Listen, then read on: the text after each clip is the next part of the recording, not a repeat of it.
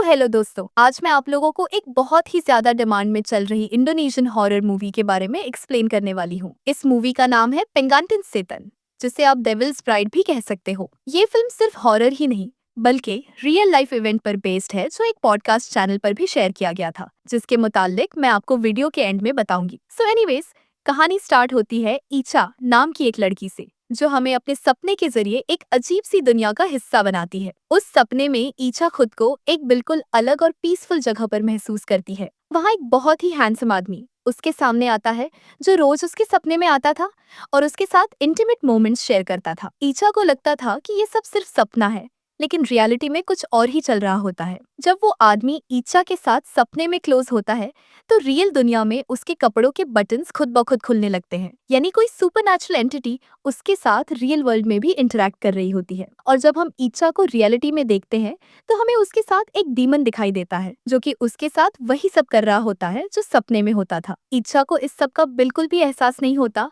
उसे लगता है कि ये बस उसके ख्वाबों की दुनिया है। अगली सुबह 4 बजे टूर बेल बजती है और ईचा की आंख खुल जाती है। वो अभी तक उस सपने के असर में होती है, क्योंकि उसे वो सपना बिल्कुल असली जैसा लगता है। जब वो नीचे जाकर दरवाजा खोलती है, तो वहाँ उसका हस्बैंड आर्यल होता है, जो एक सिक्योरिटी गार्ड है और लेट नाइट ओवरटाइम करके घर लौट रहा होता है। वैसे तो ये उसका रोज का रूटीन बन गया होता है, जिससे उन दोनों के बीच टेंशन रहने लगती है। ईचा आर्यल से कहती है कि उसकी जैकेट सही जगह टांग दे, और आर्यल उसकी बात मान भी जाता है। मगर तभी वो डीमन उस जैकेट को गिरा देता है, जैसे वो डीमन उनके रिश्ते में और नफरत डालना चाहता हो। ईचा को भी इस पर बहुत गुस्सा आता है और फिर उनके बीच हमेशा की तरह आर्ग्यूमेंट स्टार्ट हो जाते हैं। गुस्से में एरियल बिना खाना खाए सो जाता है, जो ईचा को और भी हर्ट करता है। अगली सुबह जब एरियल नीचे आता है, तो ईचा उससे बात किए बिना फोन लेकर चली जाती है। एरियल भी कुछ नहीं कहता। उन दोनों के बीच काफी दूरी आ चुकी होती है। फिर हम देखते हैं कि ईचा अपने काम पर जाती है, लेकिन उसका मूड बिल्कुल ऑफ होता है। तभी वहाँ उसकी फ्रेंड लिंडा आती है, जो उसके साथ काम करती है और उसकी क्लोज फ्रेंड भी है। लिंडा ईका का मूड देखकर समझ जाती है कि फिर से उसका अपने हस्बैंड से झगड़ा हुआ होगा। दूसरी तरफ एरियल भी उदास होता है। लंच टाइम पर लिंडा और ईचा बात करते हैं, जहां हमें पता चलता है कि ईचा की शादी को 3 साल हो चुके हैं। पहले वो दोनों बहुत हैप्पी थे। एरियल रोमांटिक था, गिफ्ट्स देता था, सरप्राइजेस प्लान करता था, लेकिन अब सब बदल चुका था। ईचा के कहने पर लिंडा उसे समझाती है कि शादी के बाद रिस्पॉन्सिबिलिटीज बढ़ती हैं और सब कुछ हमेशा वैसा नहीं रहता। वो ईचा को याद दिलाती है कि चेंजेस एरियल में ही नहीं बल्कि उसमें भी आए हैं। पहले वो एरियल के लिए तैयार होती थी, मेकअप करती थी, प्यार से बात करती थी, लेकिन अब नहीं करती। यानी रिश्ते दोनों तरफ से एफर्ट मांगते हैं। अब इंटीमेसी भी इन दोनों के बीच ऑलमोस्ट खत्म हो चुकी थी, और ईचा को याद ही नहीं था कि लास्ट टाइम कब उसने एरियल के साथ क्वालिटी टाइम स्पेंड किया था। लिंडा उसे मशवरा देती है कि वो आज रात अच्छे से तैयार हो और अपने हस्बैंड के साथ एक रोमांटिक नाइट स्पेंड करे। ईचा इस बात पर सोचती है और फिर मान जाती है। उधर एरियल के ऑफिस में भी उसका सीनियर उसको एडवाइस देता है कि चाहे थोड़ा वक्त ही सही, लेकिन उसे अपनी वाइफ को जरूर देना चाहिए। एरियल भी ये बात समझ जाता है कि उसका ओवर टाइम भी तो अपने बेहतर फ्यूचर के लिए ही है, लेकिन अगर उसकी पर्सनल लाइफ ही बर्बाद हो गई तो सब बेकार है। एनीवेज, आज भी एरियल काफी लेट घर आया था, क्योंकि उसका ओवर टाइम चल रहा था। लेकिन आज कुछ अलग था। ईचा का बिहेवियर पहले से बहुत डिफरेंट था। आज उसने एरियल से प्यार भरी बातें की, उसका जैकेट खुद उतार कर हैंग किया, और सबसे सरप्राइजिंग बात ये थी कि उसने एरियल के आने से पहले चाय भी बनाकर रेडी रखी थी। ये सब देखकर आर्यल को दिल से अच्छा लगता है और उसे महसूस होता है कि जैसे अब उसकी ट्रूली केयर हो रही हो। फिर आज रात वो दोनों थोड़ा क्लोज होने लगते हैं, यानी इंटीमेट होने लगते हैं। लेकिन जैसे जैसे उन दोनों के बीच नजदीकियां बढ़ती हैं, जैसे ही वो इंटीमेट हो रहे होते हैं, तो घर की लाइट्स फ्लिकर होने लगती है। और फिर एक क्रीपी ट्विस्ट आता है, जब हमें एरियल और एका के साथ एक और शैडोवी फिगर नजर आता है, और ये वही डीमन होता है जो कि खुद भी एका के साथ इंटीमेट हो रहा होता है। इसका मतलब उसने ईचा का पीछा अभी तक नहीं छोड़ा। फिर रात को जब ईचा सोती है, तो वो खुद को फिर से उसी अजीब सी बिल्डिंग में पाती है, उस अदर रेल्म वाली। वहां वो डीमन एक हैंडसम आदमी के फॉर्म में आता है और ईचा के करीब आके उसकी बॉडी पर एक फ्लावर रख देता है। साथ ही कहता है, अब तुम कभी यहाँ से बाहर नहीं जा सकती।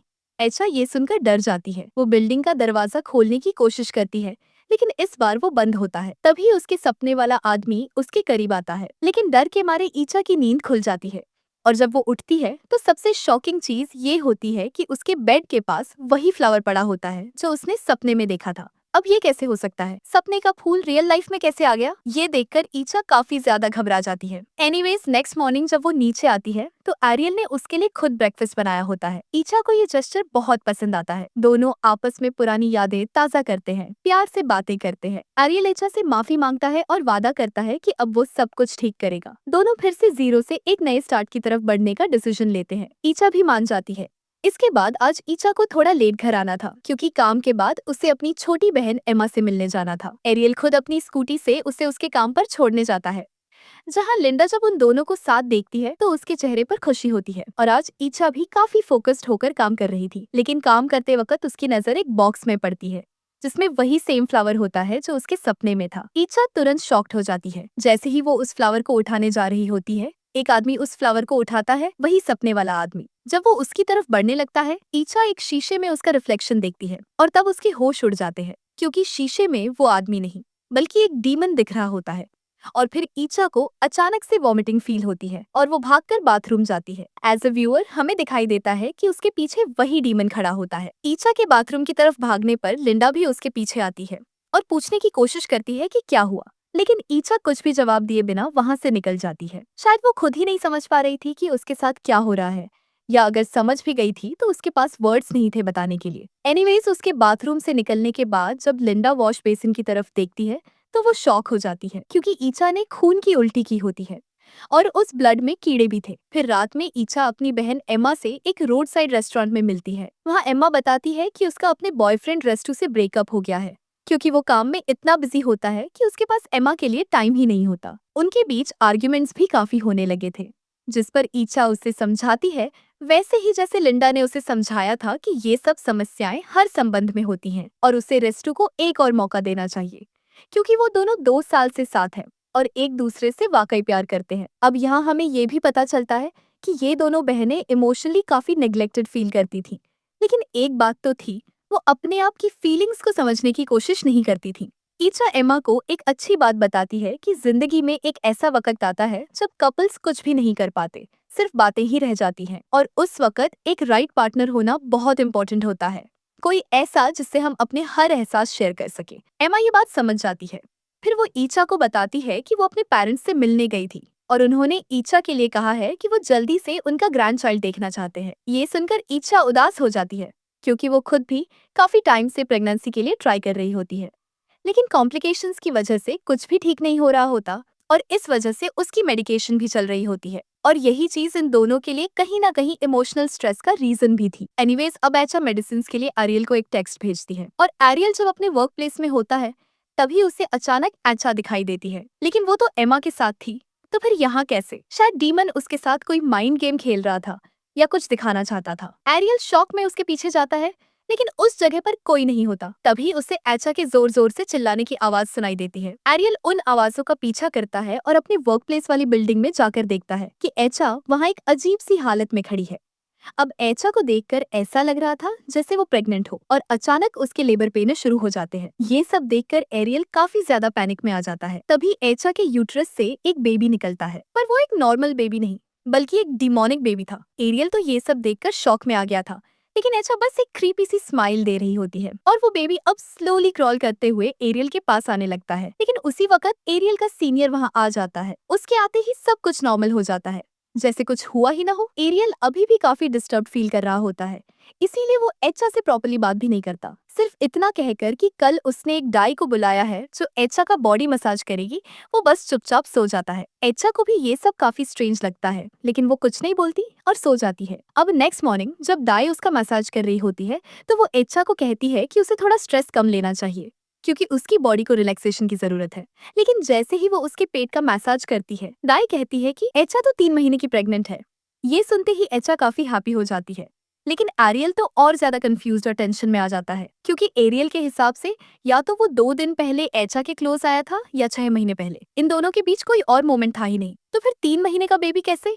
ये कंफ्यूजन एरियल के माइंड को काफी डिस्टर्ब कर रहा होता है, लेकिन अभी वो कुछ नहीं कहता और एचा को ऑफिस छोड़कर घर आ जाता है। ऑफिस में जब एचा अपनी प्रेगनेंसी का बताती है तो सब काफी खुश हो जाते हैं क्योंकि वो काफी टाइम से बेबी के लिए ट्राई कर रही थी। लेकिन लिंडा, जिसे एचा की वॉमिटिंग और ब्लड वाली कंडीशन याद आ जाती है, थोड़ा अलर्ट हो जाती है। वो एचा से बात करने की कोशिश करती है, लेकिन ईचा को लगता है कि शायद लिंडा उसकी प्रेगनेंसी से खुश नहीं है, इसीलिए वो ज्यादा बात नहीं करती और चली जाती है। अब रात में एरियल अपने सीनियर से बात करता है और उससे पूरी सिचुएशन शेयर करता है। उस मोमेंट में एरियल को ऐसा फील हो रहा होता है कि शायद ईचा ने उसे चीट किया है। सीनियर उसे क्लियरली सजेस्ट करता है कि वो ईचा के साथ खुद टाइम स्पेंड करे और डायरेक्टली उससे बात करे। वो अगले दिन एरियल का काम खुद संभालेगा। लेकिन जब एरियल घर जा रहा होता है तो पार्किंग लॉट में उसे एक कार से एक बेबी के रोने की आवाज सुनाई देती है। जैसे ही वो चेक करने जाता है, उस कार में एक क्रीपी डेमोनिक बेबी होता है। एरियल उसे देखते ही वहां से भाग जाता है और हम एज व्यूअर्स देखते हैं कि एक डीमन उस बच्चे को गोद में लिए हुआ है। इसका मतलब साफ था कि एचा के अंदर पल रहा बच्चा नॉर्मल नहीं है। घर जाकर एरियल एचा का फोन चेक करता है। उसमें उसे डेनी नाम का एक पुराना क्लासमेट दिखता है जिससे एचा कुछ दिन पहले चैट कर रही थी। डेनी अपनी वाइफ से अनहैप्पी था और एरियल को शक होने लगता है कि कहीं ये बेबी डेनी का तो नहीं। वो जब एचा से इस बारे में डायरेक्टली पूछता है तो एचा काफी हर्ट हो जाती है और नेक्स्ट डे डीएनए टेस्ट के लिए डॉक्टर के पास जाने के लिए कहती है। वो क्लियरली प्रूव करना चाहती है कि बेबी एरियल का ही है। लेकिन जब वो दोनों डॉक्टर के पास जाते हैं तो उन्हें एक शॉकिंग ट्रूथ पता चलता है कि ईचा के पेट में एक्चुअली कोई फीटस ही नहीं है। डॉक्टर कहता है कि ये एक फॉल्स प्रेगनेंसी का केस है जिसे क्लिनिकल लैंग्वेज में सोडोसाइसिस कहते हैं। इस कंडीशन में बॉडी प्रेगनेंसी के सब सिम्टम्स दिखाती है, जैसे बेली का फूलना, पीरियड्स का रुकना। लेकिन रियलिटी में पेट के अंदर कुछ भी नहीं होता। ये सब होता है मेंटल ट्रॉमा और प्रेगनेंसी की इंटेंस डिजायर की वजह से। अब यहाँ एचा ये सब सुनकर सैड हो जाती है और एरियल भी काफी शॉक्ड हो जाता है। एनीवेज अब ईचा लिंडा को सब कुछ बताती है। लिंडा को पहले से ही कुछ रॉन्ग फील हो रहा था, जैसे कि वॉमिटिंग में कीड़े होना और ब्लीडिंग। अब उसे लगता है कि ये नॉर्मल केस नहीं है, इसीलिए वो ईचा को एक स्पिरिचुअल हीलर के पास ले जाती है, उस्ताद जैनी के पास। जब उस्ताद जैनी ईचा को देखते हैं तो उन्हें ईचा के पीछे एक इंसानी रूप में डीमन दिखाई देता है। उस्ताद सब समझ जाते हैं, लेकिन वो ईचा से नॉर्मली बात करते हैं। ईचा अपना पूरा एक्सपीरियंस उनसे शेयर करती है। उस्ताद कहते हैं कि कुछ जिन्स होते हैं जो कपल्स के बीच में टेंशन क्रिएट करने के लिए लड़कियों के सपनों में आते हैं और उनके साथ फिजिकल बॉन्ड क्रिएट करने की कोशिश करते हैं। ये जिन्स उनके रिलेशनशिप में मिसअंडरस्टैंडिंग और फाइट्स क्रिएट करते हैं। लेकिन ईचा को लगता है कि सब झूठ है, क्योंकि उसकी बॉडी के साइंस उसके रियल प्रेगनेंसी को प्रूव कर रहे हैं। वो गुस्से में वहां से निकल जाती है। लिंडा उसके साथ चली जाती है और उससे इमोशनली सपोर्ट करने की कोशिश करती है। अब जब लिंडा रात को ईचा के घर से निकलती है तो उसे रोड पर एक छोटी सी किटन मिलती है। वो उसे सेफ जगह पर रख देती है। लेकिन जब वापस अपनी स्कूटी के पास जाती है तो उसे फील होता है कि किटन उसके पीछे आ रही है। जब वो दोबारा उस जगह को चेक करने जाती है तो उसे एक डीमन दिखाई देता है, वही जिन जो अब असली रूप में था। और फिर वही डीमन लिंडा पर अटैक करके उसे मार डालता है। और ये सब ईचा ने एक सपने में फील किया होता तो वो सपने में ये सब देखकर काफी ज्यादा घबरा जाती है और तुरंत उठकर वही जगह जाने के लिए निकल पड़ती है जहाँ लिंडा के साथ वो सब हुआ था। अब वहाँ पर लोगों का काफी बड़ा हुजूम लगा हुआ था और बीच में लिंडा की लाश खून से लथपथ जमीन पर पड़ी हुई थी। जिन ने ये सब इसलिए किया था क्योंकि लिंडा उसके रास्ते में आ गई थी। उसने ही ईचा को उस्ताद के पास लेकर उस जिन के प्लान में रुकावट पैदा कर दी थी, इसीलिए लिंडा का ये अंजाम हुआ। अब ये सब देखकर ईचा का दिल टूट जाता है और वो जोर जोर से रोना शुरू कर देती है। तभी एरियल भी अपनी जॉब से घर लौट रहा होता है और ईचा को ऐसे हालात में देखकर फौरन उसके पास आता है और उसको संभालने की कोशिश करता है।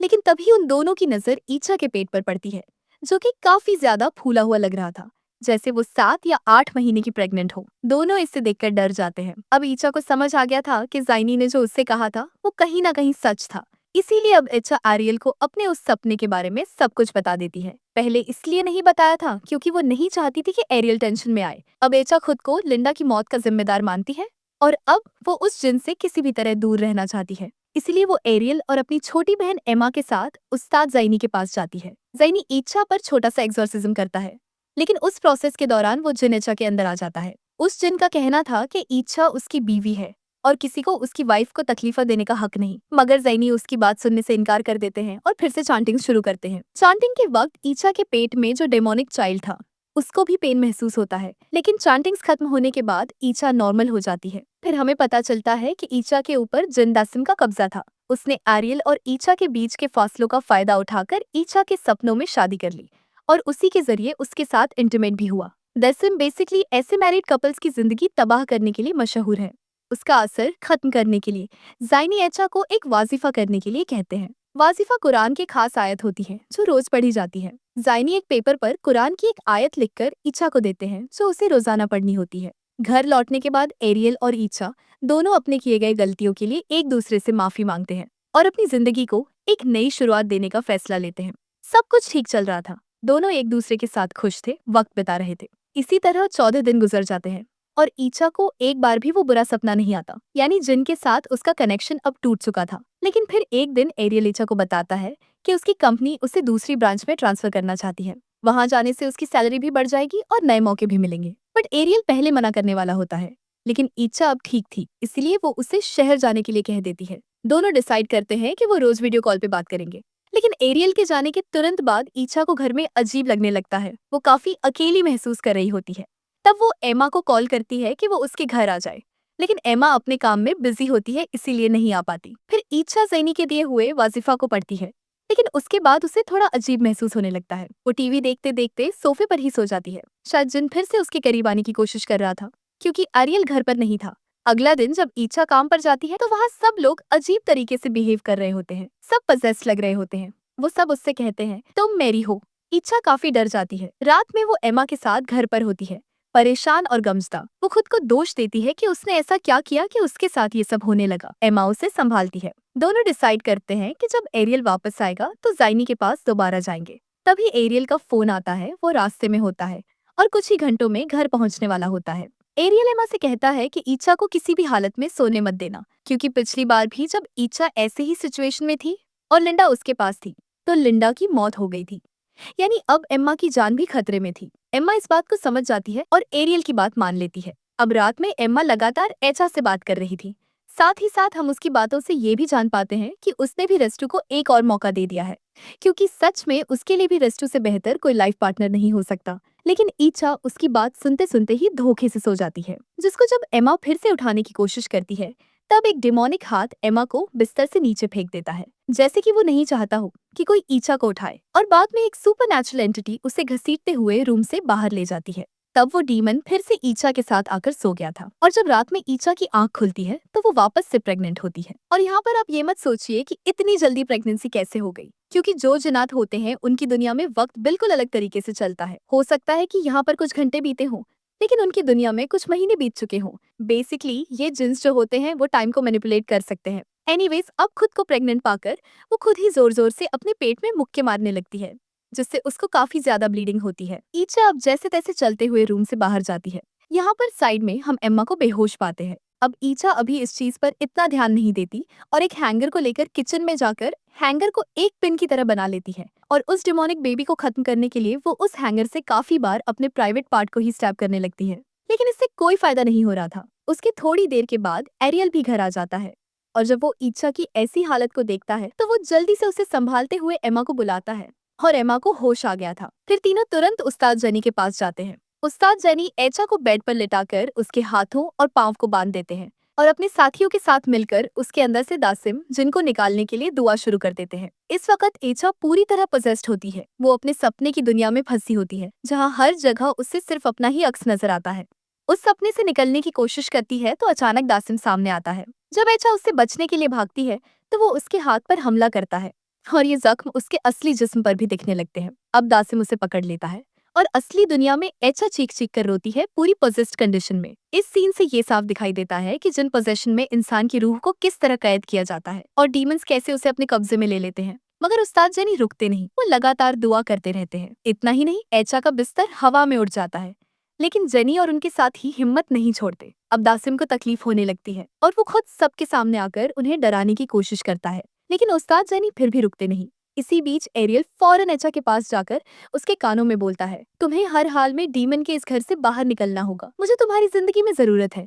मैं तुमसे कभी दूर नहीं जाना चाहता। चलो सब कुछ वापस जीरो से शुरू करते हैं। एचा अब सब कुछ सुन रही होती है। वो रोने लगती है। फिर उसे अपनी शादी का वक्त याद आता है। उसके बाद वो वही कुरान की आयत दोहराती है जो उस्ताद जनी ने उसे लिख कर दी थी। इस आयत को पढ़ते ही दासिम और कमजोर हो जाता है और उसके बनाए हुए सपने का महल टूटने लगता है। गेट के टूटते ही एचा वहां से भाग जाती है, यानी उसकी स्पिरिट वापस अपनी बॉडी में लौट आती है। जब उसकी आंख खुलती है तो वो बिल्कुल नॉर्मल होती है। एम्मा और एरियल उसे गले लगा लेते हैं। तब हमें एचा के कंधे के पास दासिम के हाथ का निशान नजर आता है। कहानी के एंड में एक कुरानी आयत दिखाई जाती है जो बताती है कि अगर कभी भी किसी के जहन में कोई ईविल थॉट आए तो उसे तुरंत अल्लाह को याद करना चाहिए, क्योंकि वो सब देख रहे होते हैं और मदद करने वाले होते हैं। अब फिल्म का पोस्ट क्रेडिट सीन दिखाया जाता है जिसमें 6 साल बाद एचा और एरियल एक खुशहाल जिंदगी गुजार रहे होते हैं। दोनों के 2 प्यारे बच्चे होते हैं। अब वो एक नए घर में शिफ्ट हो चुके होते हैं। और अपने फैमिली लाइफ को एंजॉय कर रहे होते हैं। एचा एम्मा से उसके बड़े बेटे अनाक के बारे में पूछती है, जो गेट के पास खेलते हुए चला गया होता है। वहाँ उसके सामने वही शख्स खड़ा होता है जो एचा के सपने में आता था, यानी दासिम जिन। एम्मा तुरंत अनाक के पास जाती है और उसे लेकर अंदर आ जाती है। वो उसे अजनबी लोगों से दूर रहने की सलाह देती है, लेकिन अनाक को वो आदमी अच्छा लगता है, यानी दासिम उससे कांटेक्ट बनाने की कोशिश कर रहा था। यहाँ से दो पॉसिबिलिटीज निकलती हैं, या तो ये दोनों बच्चे कहीं ना कहीं दासिम के ही बच्चे हो सकते हैं, या फिर अनाक के अंदर दासिम का कोई हिस्सा छुपा हुआ हो सकता है, क्योंकि हम जानते हैं कि एचा काफी वक्त तक दासिम के इन्फ्लुएंस में थी। शायद वो डीमन की कुछ पावर अनाक के अंदर चली गई हो, जिसकी वजह से वो उसे देख सकता हो। और सबसे इम्पोर्टेंट बात, ये कहानी असली है। इसका जिक्र आरजेएल आदित्य के एक पॉडकास्ट में हुआ था। ये स्टोरी एक रियल कपल के बारे में है, जिनके रिश्तों में थोड़ी दूरी आई, जिसका फायदा दासिम जिन उठाना चाहता था, लेकिन आखिर में उन्होंने अपने प्यार की ताकत से इस डीमन को हरा दिया और अपनी जिंदगी नॉर्मल बना ली। एंड दैट्स हाउ पेगेंटिन सेतन यानी द डेविल्स ब्राइड एंड्स। तो दोस्तों, ये थी पेगेंटिन सेतन यानी द डेविल्स ब्राइड मूवी की कंप्लीट कहानी मेरी जुबानी। उम्मीद है कि आपको ये एक्सप्लेन पसंद आई होगी। एंड रिसेंट ही मैंने final destination blood lines movie पे कंप्लीट एक्सप्लेनेशन वीडियो बनाई है। जो आपने नहीं देखी तो डिस्क्रिप्शन और वीडियो के एंड में उसका लिंक मिल जाएगा, जरूर चेक करना। कमाल की मूवी है फाइनल डेस्टिनेशन की, फ्रैंचाइज की बेस्ट ऑफ बेस्ट मूवी है। एंड अगर आपको ऐसे थ्रिलिंग और हॉरर ब्रेकडाउन्स पसंद है तो चैनल को जरूर सब्सक्राइब करें। मैं आपसे मिलूंगी नेक्स्ट वीडियो में, तब तक के लिए स्टे सेफ फ्रॉम दासिम।